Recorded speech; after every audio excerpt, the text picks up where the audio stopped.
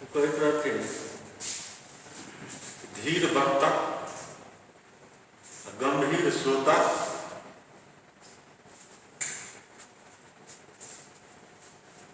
श्रोता की गंभीरता या धीरता के परीक्षण कते वक्ता मिल के ले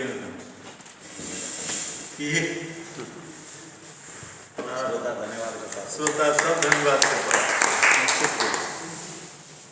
दोसर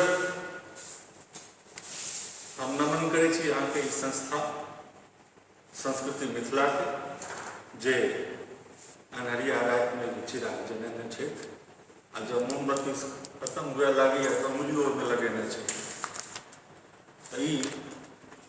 एकटा कहलखिन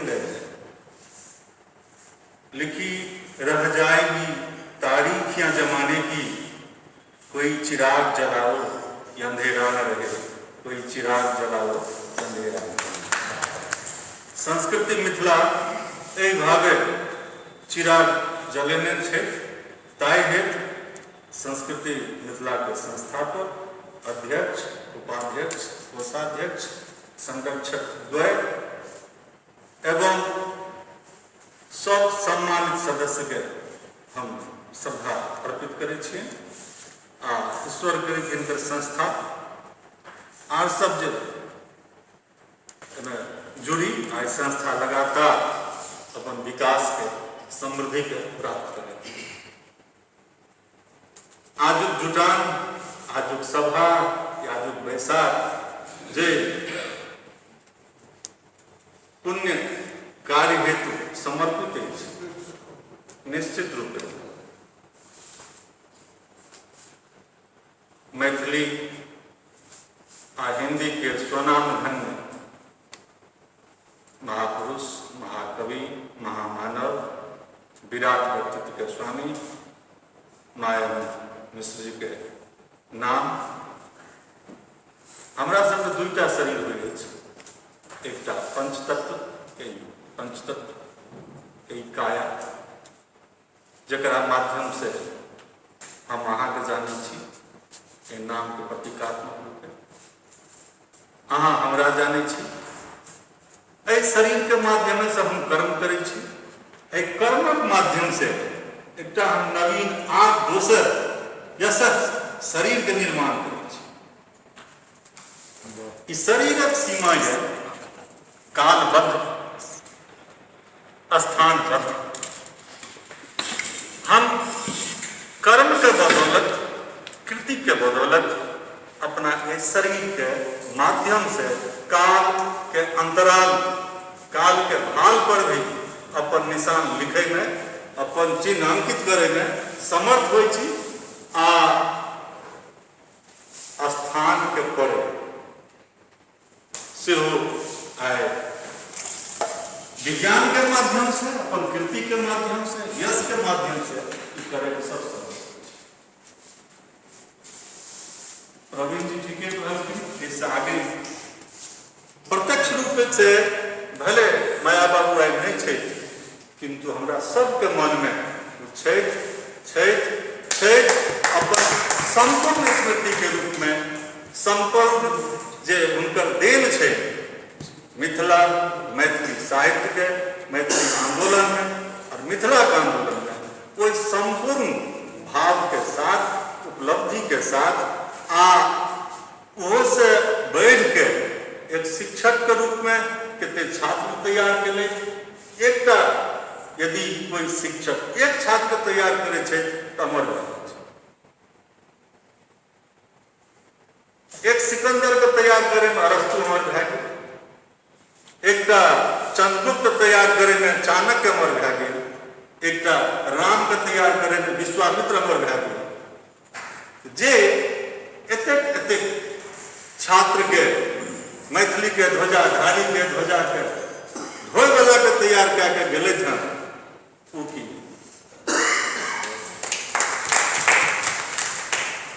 उनका के भूल सके छी उनका ध्वजा हमेशा वह रूप में साहित्यकार के रूप में एक समर्थ प्रभावशाली लोकप्रिय शिक्षक के रूप में भूखंड पर कोशी के क्षेत्र में सदैव फहराइत रहत ये हमरा विश्वास है। अहाँ सब जे लगातार तखन संकल्प लै रहल छी, ओहिसे और विश्वास के बल मिलल हन। ताहि दुआरे हम मतलब की कही गंभीर घोषणा के साथ ये अपन बात रखे में समर्थ भेल। दोसर बात जो साहित्यकार के अनेकटा चर्चा है, बेसी कुछ तो हम नहीं जाने, लेकिन जब उनका बारे में कुछ बोलेंगे तो कहीं न कहीं संबंध जोड़े। तो हम 3टा संबंध जोड़ उनका साथ। नंबर 1 कि वो सीएम कॉलेज के प्रोडक्ट रहे, हम सीएम कॉलेज के प्रोडक्ट। आजकल एगो प्रथा चलने हैं, एक महाविद्यालय एक विश्वविद्यालय के साथ जे कोनो साल में पास हो एक संगठन निर्मित करके उससे जुड़े छे, एलुमनी आ एक दूसरे सहयोग करे छे।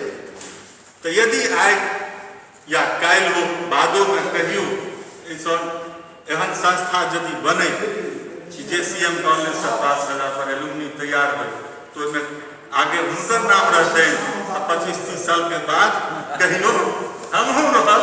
तो एक बार एकटा संबंध ई भेल। दोसर उनको गाँव बिला गए कोसी के कटनिया में। हम तो पहले कहलूँ 5 बेर हमरो गाँव कटि गए कोसी कछार में। खोजे छी गाँव के तो कहीं घास पटपट्टी में 2-4 गो खड़ा घर, ओहिमे छपकल झुकल आ ऊपर पहियो कहीं एकटा झींगा के लत्ती या कद्दू के लत्ती लदरैत देखाइए। वह फूल झींगा के फूल या कद्दू के फूल देख के घरक पहचान होइए तो हमरा घर पर एकटा कद्दू रहे, याद घर नहीं छी। यही पहचान के साथ गाँव जाए छी, पहचान के आवे छी, आ वहीं से फिर जीवन में आगे बढ़े का संकल्प लेने। तेसर लिखलखिन एक जगह पढ़ैत रहूँ जन्म तिथि के संबंध में विवाद। कहलखिन जो तिथि है 1934 जन्म तिथि। कहलखिन ये जो लिखबे ले गेल छलैथ बाबूजी, उन्हीं कहलखिन 30, लेकिन सुने वाला जान के लिख दिलखिन। क्या सुने में भूल भेले से नहीं हम बुझलूँ, लेकिन क्या दिलखिन 34। लेकिन बाद में खुद व्याख्या केलखिन कि हमरा बुझाइए तो हमरा घर के बड़ा शुभचिंतक रहथिन, शायद सोचलखिन कि गरीब घर के लड़का 4 साल और नौकरी करते, 4 साल और वेतन पेते, शायद तय दुआरे तो नहीं 34 क्या देलखिन। एकटा इहो लिखलखिन कि जब हम शादी क्या लेलहुँ दरभंगे में रह लागलहुँ, पिताजी नाराज है। या कथ अकथ में जे कहीं नहीं कहे छथिन, वहाँ एहन बहुत सारा गोटी बात रहलखिन हन, ढेर चर्चा भेल हन, ओते बात को दोहरावे के जरूरतो नहीं है।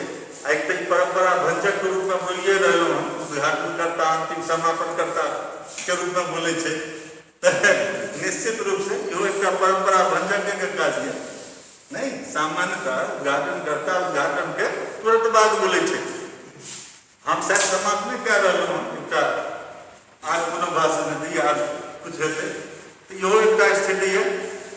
तेसर सहरसा महाविद्यालय में 1961 में लिखे, पटना के बाद दिसंबर में हमहूँ एक धरती पर एलो 1961।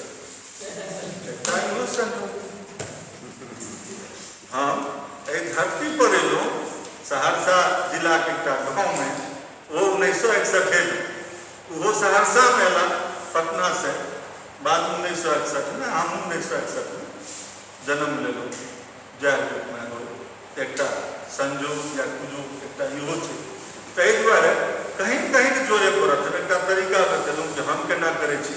यह हिसाब से मैथिलियों आंदोलन के बढ़ायल जा सके। जोड़ के तिल के जोड़े के जो में डेली कोनो बिलेवा लगे में सीमेंट देवे तो सीमेंटेड हट के नट टोके जोड़े खातिर सीमेंट के मजबूती यदि चाहिए वो सीमेंटक भाव कहीं न कहीं एक रूप से जोड़े पड़त नहीं। शुक्रवार के एक जगह सभा का आयोजन रहे, 5000 आदमी जुटल गले कहले कि अब चलियो 5000 आदमी लोग जुटल छे तो कि नहीं छोड़ दो, आज मूड नहीं बन रहा, आज नहीं जाए कह दियो चले।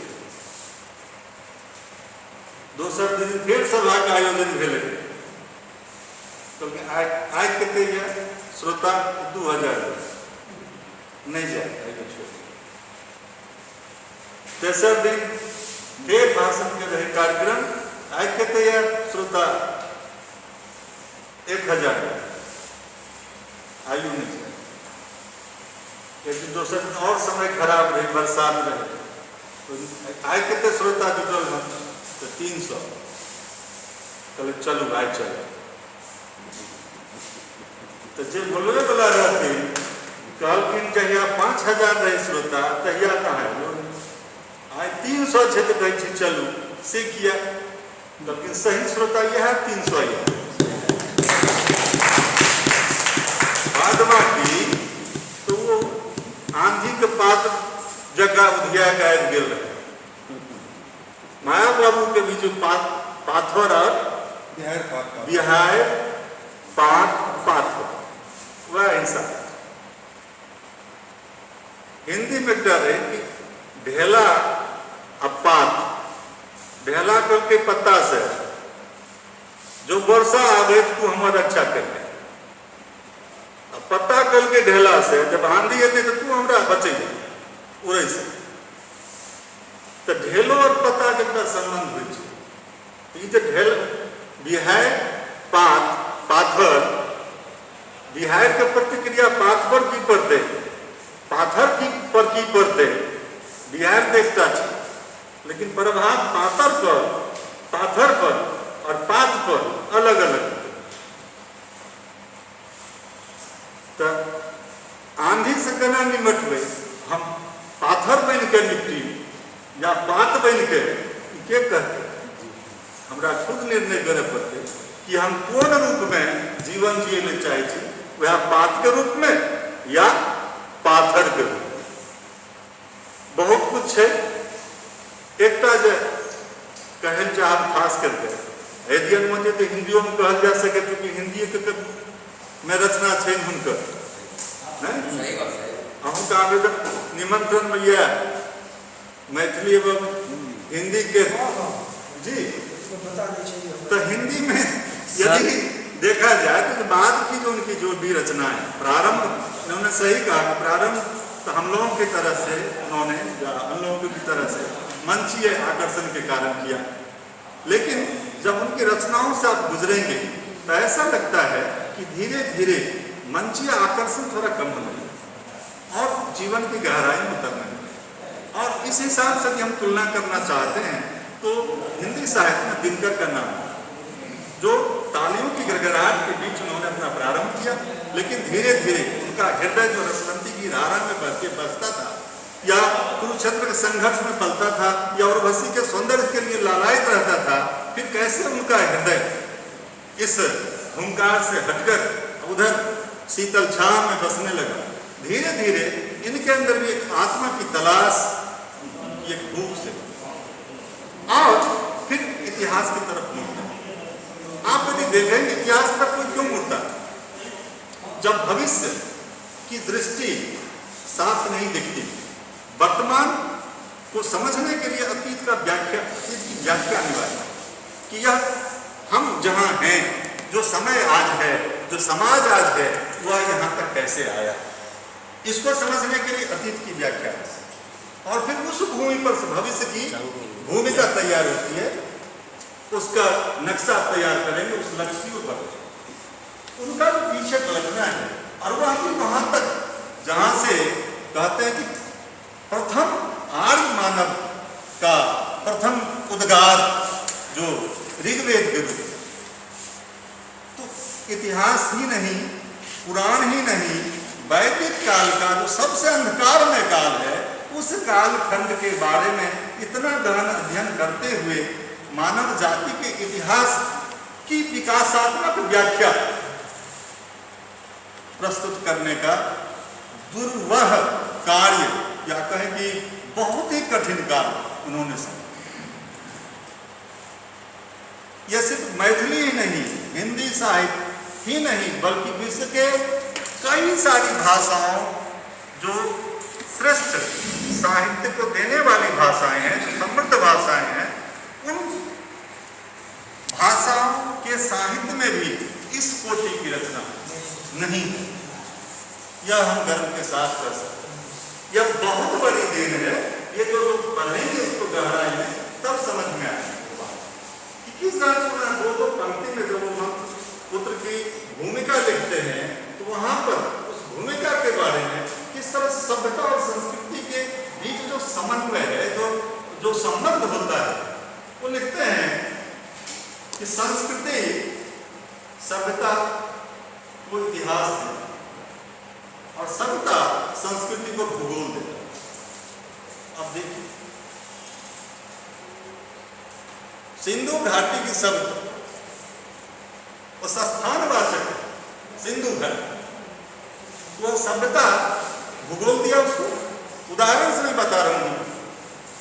लेकिन सिंधु घाटी सभ्यता क्यों जीवित है? उसको जीवन उसकी संस्कृति ने दी, तो आत्मा उसकी संस्कृति ने दी।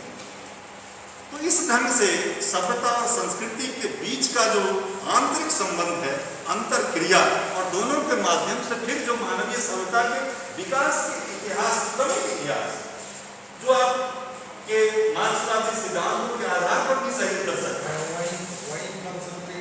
वहीं पर जहां उन्होंने देखा कि विवाद है, जो चर्चा कर रहे थे प्रोमिला थापर या रामचरण शर्मा से बात करो, ये दोनों एक वर्ग के लेखक हैं, प्रोमिला थापर और रामचरण शर्मा जो हमारे बेगूसराय है। तो शर्मा जी प्रोमिला थापर एक वर्ग के, लेकिन दूसरे तरफ जो मुखर्जी हैं, ताराचंद नाहटा है, बंदोपाध्याय जी हैं, तो उन लोगों का जो कारण कि वो 1400 ईस्वी, जो कई जगह विवाद हो जाते हैं, ये कह रहे हैं 800, इनका दोनों से सहमत नहीं है, इन्होंने 1200 कालखंड के हिसाब से 2000 ईस्वी पूर्व से 20,000 ईस्वी पूर्व से जो मानवीय इतिहास है वो मतलब ये प्रथम शैलपुत्री में 20,000 ईस्वी पूर्व से प्रारंभ होकर 2000 ईस्वी पूर्व तक का इतिहास। 2000 ईस्वी पूर्व से 1100 ईस्वी तक बाद में हम, इसके बाद 800 ईस्वी तक पुरोहित, और 8वीं शताब्दी का इतिहास है मिथिला का, वो स्त्री धन। तो सिर्फ स्त्री धन जो है मिथिला का इतिहास है, मैथिल का इतिहास है।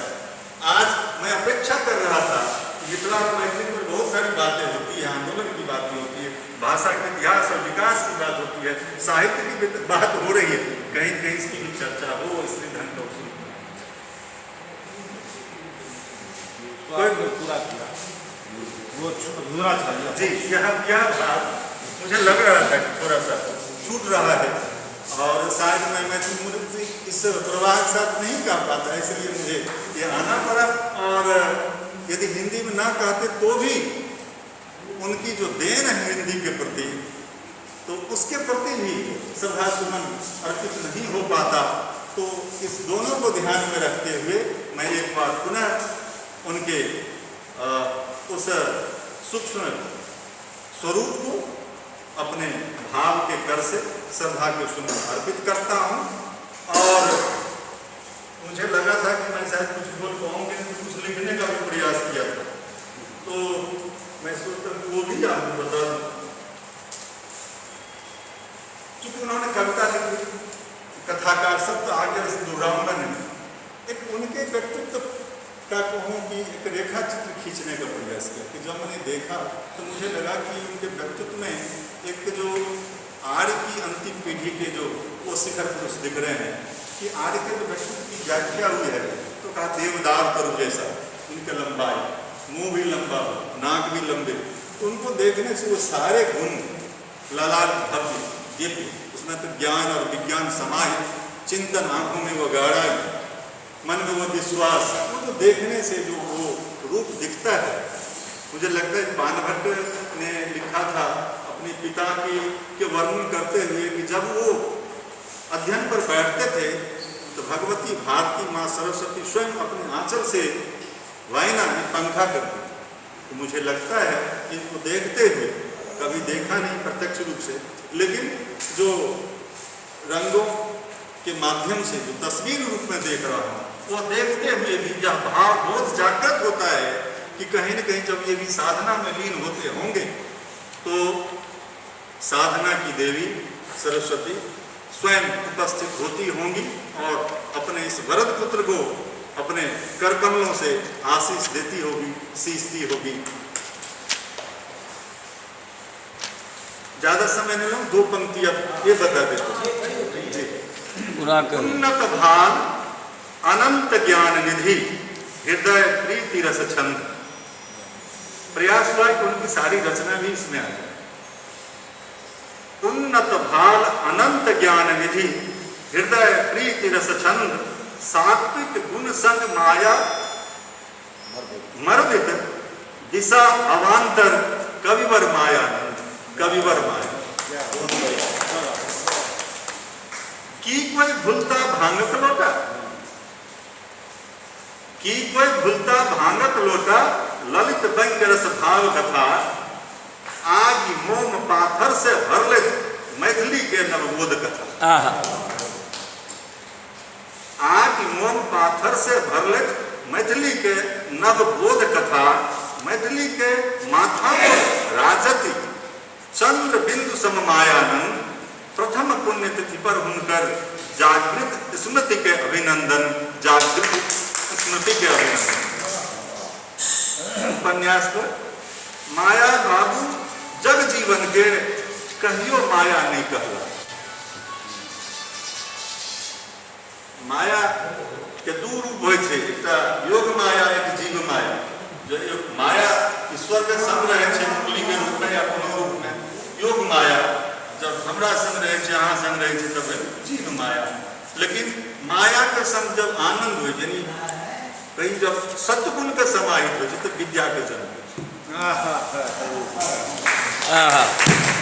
माया के सत्गुण के साथ जब समाहित हो विद्या के जन्म हो।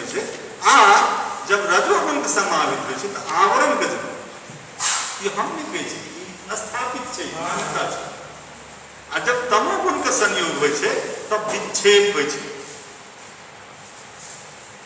तमोगुण रजोगुण में आवरण, तभी हमरा अर्थ नहीं बुझाई कि संसार माया छी कि सच छी, ओकरे माने छी। लेकिन सत्गुण के संग जब समाहित हो माया तब विद्या। तो माया बाबू जग जीवन के कहियो माया नहीं कहला। मंत्र पुत्र सूर्यास्त से पहले बिहार पाथर संग्रह संग खोता चिरे खोजत रहा। खोता आ चिरे खोजत रहला। आकाशवाणी से हुनकर वाणी कत कत शोभा पावैत छल।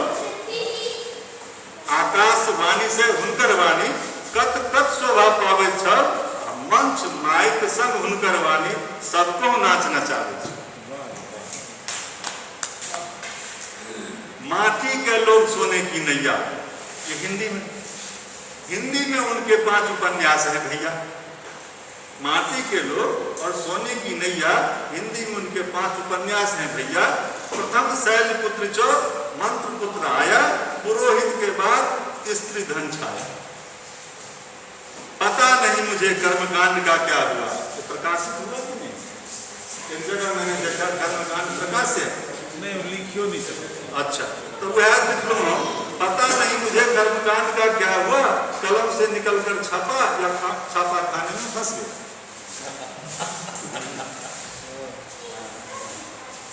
विविध कथा। ऐसे मंत्र पुत्र ऋषि लेखक पर, ऐसे मंत्र पुत्र ऋषि लेखक पर हिंदी को भी है अभिमान। पहली पुण्य तिथि पर उनकी पुण्य स्मृति को सत सत प्रणाम, सत सत प्रणाम।